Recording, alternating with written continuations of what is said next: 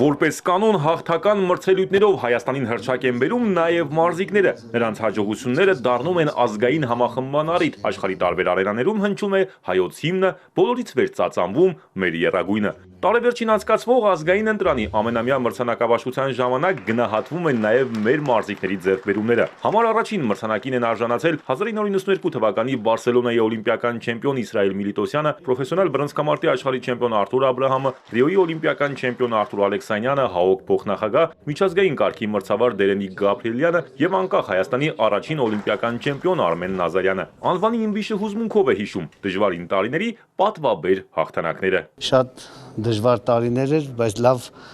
մեր մեջ լավ միտք էինք դրել, որ դառնանք աշխարհի, Եվրոպայի եւ օլիմպիական խաղերի չեմպիոն։ Իմ ընկերներս, իմ հակառակորդները շատ ուժ տվեցին, որ ես շարունակեմ, դառնամ կրկնակի օլիմպիական չեմպիոն, եռակի աշխարհի չեմպիոն։ Դա մեր մարզիչների շնորհակալություն եմ հայտնում, որտեղ նրանք գիշեր-ցերեկ մեր հետ են եղել։ Այս տարիների ընթացքում 50-ից ավելի մարդ անձնվիրաբար իր գործը կատարելու համար արժանացել է այս մրցանակին, իսկ այս մարդկանց թիվը տարեստարի աճելու է։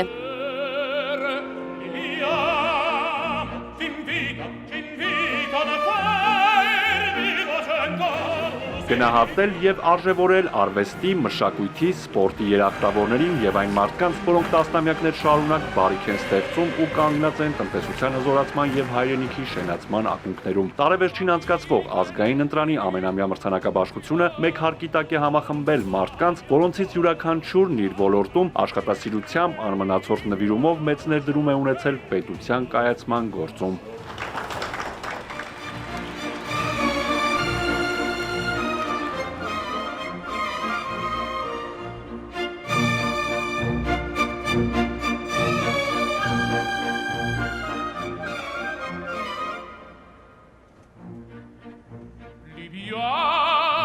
Libiamo negli eti calici che la bellezza infiora e là fuggevol ora si nebria voluta liviana i dolci fremiti che suscita l'amore poiché quello che ha da fare onnipotente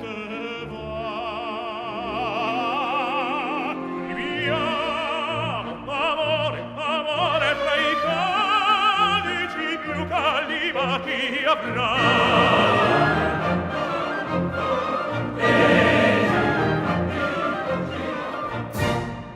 tra voi